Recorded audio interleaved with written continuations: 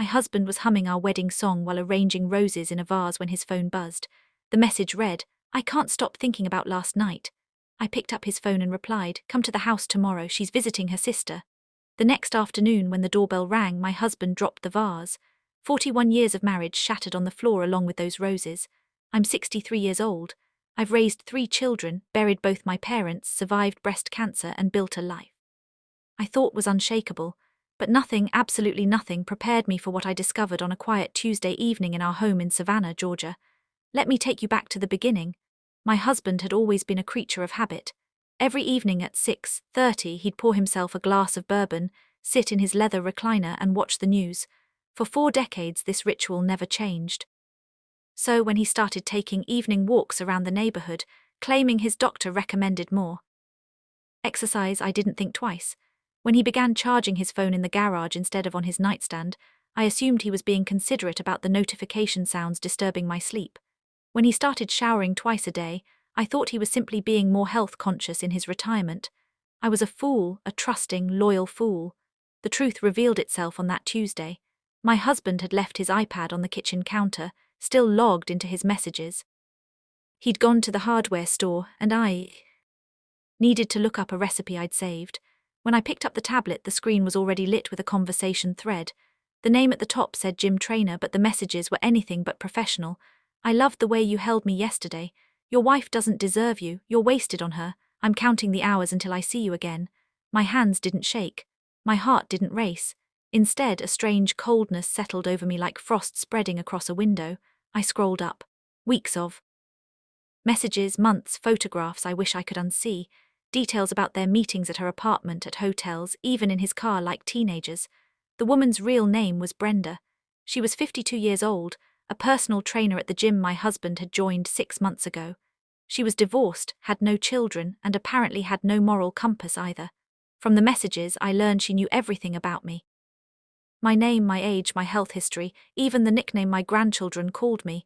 She knew I existed and she simply didn't care. I sat at that kitchen counter for nearly an hour reading through their digital affair. I learned that my husband had told her I was cold, distant, that our marriage had been loveless for years. He painted me as a nagging wife who never appreciated him. He described himself as a victim, a man starving for affection. 41 years, 3 children, 7 grandchildren, countless sacrifices, sleepless nights, compromises, and quiet acts of love. And he had reduced our entire life together to a sob story too. Seduce a woman young enough to be our daughter. I took screenshots of everything. I forwarded them to my own email. Then I deleted every trace of my digital footprint from his device and placed the iPad exactly where I'd found it. When my husband came home with a bag of screws and a cheerful whistle, I greeted him with a smile and asked about his trip. He kissed my cheek and said the hardware store was packed. I nodded and told him dinner would be ready in 20 minutes. That night I watched him across the dinner table. The same face I'd loved since I was 22, the same hands that had held our newborn Barbies, the same mouth that had promised to love and cherish me until death. Now all I saw was a stranger wearing my husband's skin. I didn't sleep that night. Instead, I planned. The next morning, I waited for my husband to leave for his supposed gym session. Then I called my daughter, who happened to be a family law attorney in Atlanta. I told her I needed to ask some hypothetical questions about divorce proceedings in Georgia. She laughed and asked if I was writing a novel.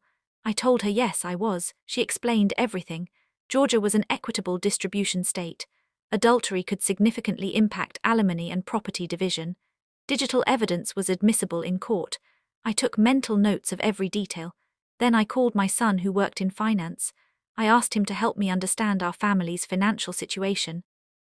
I claimed I wanted to organize everything for estate planning purposes. He was happy to help.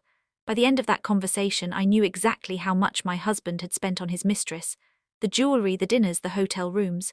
It totaled over $12,000 in 6 months. Money from our joint retirement account, my money, our children's inheritance. The third call was to my best friend, a woman I'd known since high school. I told her everything. She cried, she cursed. She offered to drive down from Charleston with her late husband's shotgun. I thanked her for the offer, but explained I had a better plan. Revenge served cold lasts longer than revenge served hot. For the next week I played the role of the oblivious wife with Academy Award precision. I cooked his favorite meals. I laughed at his jokes. I even suggested he invite some friends over for a barbecue. All the while I was watching, waiting, and collecting evidence. Then one afternoon my husband made a critical mistake. He left his phone on the bathroom counter while taking a shower. A new message appeared on the lock screen. I miss your touch, when can I see you again? My heart should have broken, instead it turned to steel. I picked up the phone. I knew his passcode, it was our anniversary date. The irony was not lost on me. I opened the message thread and typed a reply. Tomorrow afternoon, come to the house, she's visiting her sister in Florida. I hit send. Then I deleted the conversation from the thread and placed the phone back exactly where it was. The trap was set. The next morning I told my husband I was driving to Jacksonville to spend a few days with my sister. I packed a small suitcase, kissed him goodbye and drove away. But I only went as far as the shopping center 2 miles from our house. I parked in the back of the lot, waited an hour, then drove home and parked my car in the garage of our neighbor's house. They were in Europe for the month, and I had a key to water their plants. I entered my own home through the back door, which my husband never locked during the day. I could hear him in the bedroom humming that same song again while he changed his shirt, preparing himself for his visitor. I positioned myself in the formal living room, a space we rarely used. I sat in the wing-back chair facing the front door, crossed my legs and waited. At exactly 2:00, the doorbell rang. From my position I could see my husband practically sprint down the hallway. He checked his reflection in the mirror, smoothed his hair, and opened the door with a smile that made my stomach turn. "Hello, darling," said the woman standing on our porch. She was exactly as I'd pictured from the photos. Bottle blonde hair, too much makeup, gym-toned body squeezed into a dress that was inappropriate for a Tuesday afternoon. My husband reached for her, but before they could embrace, I spoke. "Please come in, I've been expecting you." The effect was instantaneous. My husband's face drained of all color. He looked like a man who had seen a ghost. The woman, this Brenda, froze mid-step, her mouth hanging open in confusion. "I thought your wife was in Florida," she said, looking at my husband with accusation. "So did he," I replied calmly. "Please don't stand in the doorway. The neighbors might see and I'd hate for there to be any gossip." My husband found his voice. It came out as a croak. "Sweetheart, this isn't what it looks like. This is just my trainer. She's here to drop off some supplements." I tilted my head and smiled. "Is that what they're calling it these days, supplements?" I pulled out my phone and read aloud, "I miss your touch, when can I see you again?" That's quite the sales pitch for protein powder. Brenda's face went from confused to terrified. She tried to back away, but my husband was blocking the door. She looked at him for help, but he was rooted to the spot. Useless. "Come sit down," I said, gesturing to the formal sofa. "We have much to discuss." They sat side by side like two children called to the principal's office. My husband's hands were shaking. Brenda clutched her purse like a shield. I stood and walked to the bar cart in the corner. I poured myself a glass of sweet tea from the pitcher I'd prepared earlier. I offered them nothing. "Let me tell you what's going to happen," I said, settling back into my chair. "First, I'm going to ask some questions. Then, depending on your answers, I'll decide what to do with the evidence I've collected. And I have quite a lot of it." My husband started to speak, but I held up my hand. I wasn't finished. "You've had 6 months to talk. Now it's my turn." I turned to Brenda. "How long have you known he was married?" She swallowed hard. "We from the beginning," I answered for her. "You knew from the very first day. He told you about me, about our children, about our grandchildren. You knew and you pursued him anyway. Or did you convince yourself that stealing another woman's husband was acceptable because you decided I didn't deserve him?" Brenda's face flushed red. She had no response. I turned to my husband. "And did you ever even once stop to think about what you were risking? 41 years, our home, our family, our grandchildren's trust in you. You threw it all away for this." He hung his head. Tears were forming in his eyes. I felt nothing. "I've calculated how much money you've spent on this affair," I continued. $12,347 from our retirement account, the one we built together over 4 decades of marriage. I have every receipt, every credit card statement, every transfer."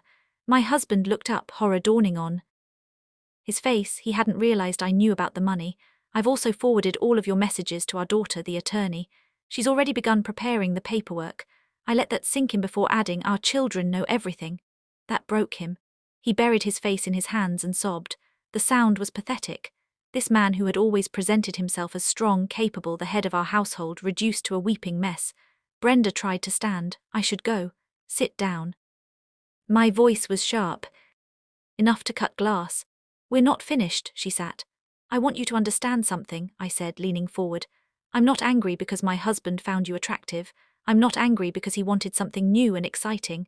I'm angry because both of you are cowards. You snuck around behind my back, lied to my face, and treated our marriage vows like a minor inconvenience. You could have been honest. He could have asked for a divorce. Instead, you chose deception. That's what I cannot forgive. I stood and walked to the window, looking out at our beautiful garden. I'd planted every flower, tended every bed. Here's what happens next, I said without turning around. My husband and I will be divorcing. The house will be sold. Given his adultery and the misappropriation of our joint funds, my lawyer is confident I will receive a very favorable settlement. Our children and grandchildren will make their own choices about whether to maintain a relationship with him. I turned to face them both. As for you, I said to Brenda, I've compiled a comprehensive file documenting your role in this affair. Names, dates, locations. If you work at other gyms in this city, their owners might be interested to know about your client relations approach. Brenda's face went white. You wouldn't. I haven't decided yet, I said honestly. It depends on how the next few weeks go. If my husband tries to hide assets, contests the divorce, or causes any additional pain to our family, that file goes out. If he behaves with some semblance of decency in this process, maybe it stays in my drawer. I walked to the front door and opened it. I think it's time for you to leave, Brenda. My husband and I have some things to discuss privately, and I'd suggest you think very carefully before contacting him again. Brenda practically ran out the door. She didn't look back. Her expensive heels clicked rapidly down the walkway as she fled to her car. I closed the door and turned to face my husband. He was still sitting on the sofa, tears streaming down his face. How could you? He whispered, our children, how could I? I laughed, but there was no humor in it. You're seriously asking me that question? You betrayed everything we built together and you're asking how could I? I never meant for it to go this far, he said. It started as nothing, just flirting. I felt old and invisible and she made me feel. I don't care, I interrupted. I genuinely do not care how she made you feel. What matters is the choice you made every time you lied to me about where you were going, every time you withdrew money for gifts and dinners, every time you came home and kissed me with the same mouth that had been on another woman. You made those choices, you own those consequences. I walked past him toward the bedroom. I'll be staying with our daughter until the house is sorted out. You can have this place to yourself. I suggest you spend the time figuring out how you're going to explain this to your grandchildren. They're old enough to understand. They'll want answers. That night my daughter held me while I finally allowed myself to cry. The tears weren't for my husband or even for the marriage. They were for the version of my life I had believed in, the story I had told myself for 41 years. That story was over now. The divorce proceedings took 4 months. My husband initially tried to fight, claiming I had invaded his privacy, that the evidence was obtained illegally. But once our daughter explained that Georgia courts were not sympathetic to adulterers, especially those who had spent marital funds on their affairs, he backed down. The house sold quickly. The market in Savannah was hot that year. After splitting the proceeds and settling the legal fees, I walked away with enough to buy a lovely townhouse near the waterfront and still have a comfortable retirement fund. I saw my husband at the final signing. He looked like he'd aged 10 years and 4 months. He was living in a small apartment on the other side of town. His membership at that gym had been terminated. Brenda, I later learned, had quit and moved to another city. He tried to apologize one more time. He said he wished things could have been different, that he regretted everything, that he still loved me. I listened politely, then said, the time for apologies was before you did it. The time for regret was before you got caught. And love doesn't lie. Love doesn't betray. What you felt for me wasn't love, it was convenience. I signed the papers and walked out into the sunshine. 6 months later, I was sitting on the balcony of my new townhouse watching the sunset over the Savannah River.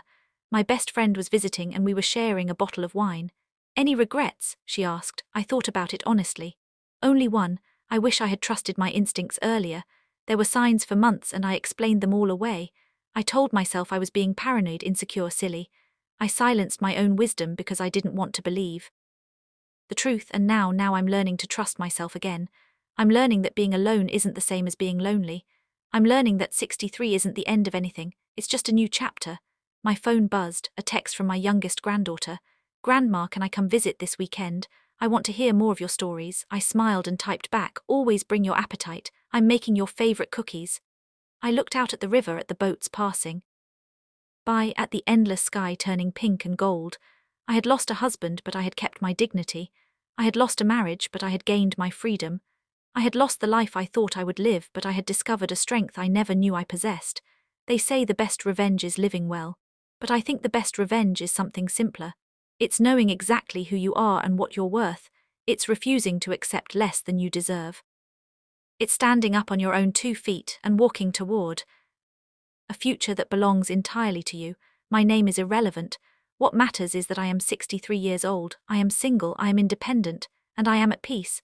Sometimes the end of one story is just the beginning of another. Now I want to hear from you. Have you ever discovered a betrayal that changed everything? How did you find the strength to start over? And which city are you listening from tonight? If you enjoyed this story, please like and subscribe. And if you want to support more stories like this, 1. You can send a super thanks. Your kindness means everything to me. On your screen now you'll see 2 more stories I think you'll love. There's so much more waiting for you on this channel. See you in the next story.